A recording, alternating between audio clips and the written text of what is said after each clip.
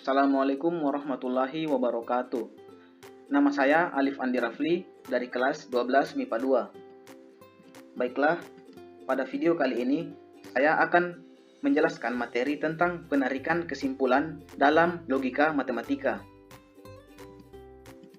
Penarikan kesimpulan adalah konklusi dari beberapa pernyataan majemuk atau premis yang saling terkait. Dalam penarikan kesimpulan terdiri dari beberapa cara, yaitu yang pertama, modus ponens.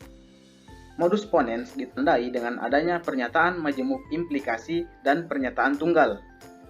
Modus ponens mengikuti aturan berikut ini. Misalnya kita punya P, maka Q, dan yang diketahui yaitu P. Jadi kesimpulannya adalah Q. Contohnya, jika hari ini langit mendung, atau kita tulis P, maka hari ini akan hujan. Itu Q. Nah, yang diketahui yaitu P, hari ini langit mendung. Secara otomatis kesimpulannya adalah Q, hari ini akan hujan. Yang kedua yaitu modus tollens. Modus tollens ditandai dengan adanya pernyataan majemuk implikasi dan ingkaran dari pernyataan tunggal. Modus tollens mengikuti aturan berikut. Misal kita punya P maka Q, dan yang diketahui negasi Q. Jadi kesimpulannya negasi P. Contohnya, jika hari ini langit mendung, itu P, maka hari ini akan hujan, Q. Nah, yang diketahui hari ini tidak akan hujan atau negasi Q. Nah, secara otomatis kesimpulannya yaitu negasi P, hari ini langit tidak mendung. Yang ketiga yaitu modus silogisme. Modus silogisme ditandai dengan adanya dua pernyataan majemuk implikasi. Aturan silogisme adalah sebagai berikut. P maka Q. Yang diketahui Q maka R. Kesimpulannya P maka R. Contohnya, jika hari ini langit mendung, P, maka hari ini akan hujan, Q. Jika hari ini akan hujan, maka Doni membawa payung, itu R. Jadi kesimpulannya yaitu bentuk silang begini, P, R, P maka R. Jika hari ini langit mendung, maka Doni membawa payung. Kita masuk di contoh soal. Contoh soal yang pertama. Cara pengambilan kesimpulan berikut ini, P maka Q. Premis 2-nya P.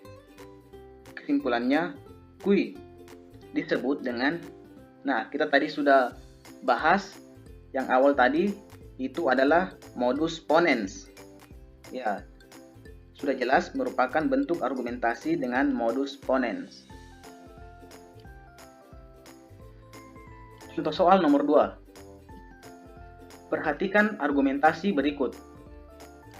Jika ibu tidak pergi, maka adik senang. Premis 2-nya, jika adik senang, maka ia tersenyum.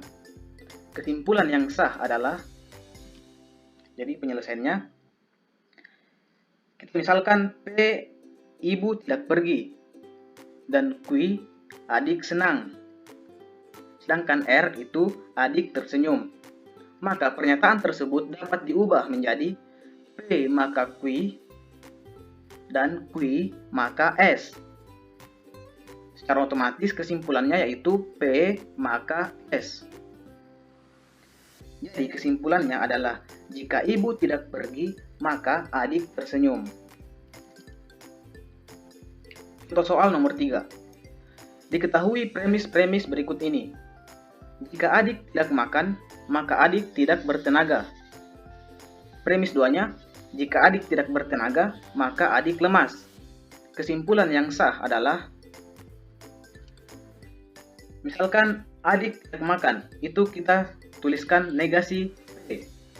Maka adik tidak bertenaga, kita tuliskan negasi kui.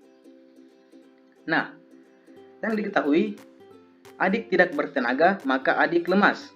Negasi kui, maka R. Jadi kesimpulannya yaitu negasi P, maka R.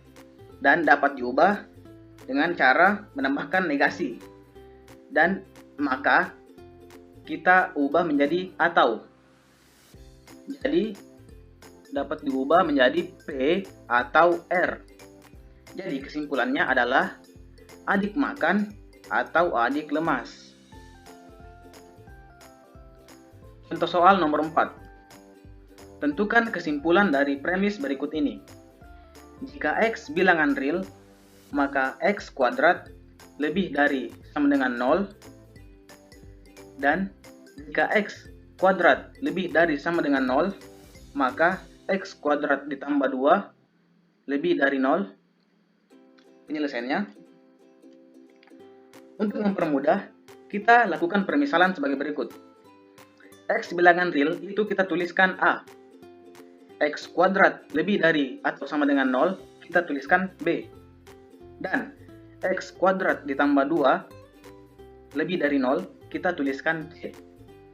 Dengan menggunakan kaidah silogisme, maka pernyataan tersebut dapat disusun menjadi A maka B, B maka C. Di kesimpulannya A maka C. Dengan demikian, kesimpulan dari premis di atas adalah jika X bilangan real, maka X kuadrat ditambah 2 lebih dari 0. Contoh soal nomor 5. Diketahui pernyataan sebagai berikut. Jika Rihanna konser di Jakarta, maka saya akan menonton. Premis 2-nya, jika saya menonton, maka saya sangat senang. Tentukan kesimpulan yang sah tentang pernyataan di atas. Penyelesaiannya, Rihanna konser di Jakarta. Itu disimbolkan P. Saya menonton, kita tulis Q.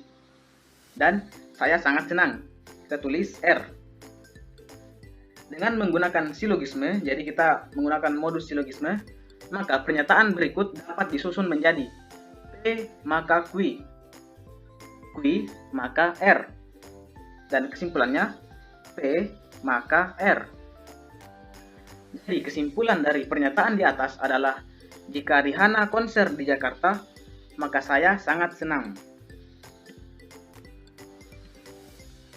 Contoh soal nomor 6. Tentukan kesimpulan dari premis-premis berikut.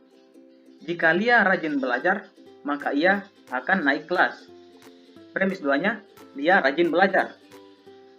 Oke, penyelesaiannya. Lia rajin belajar, kita tulis P.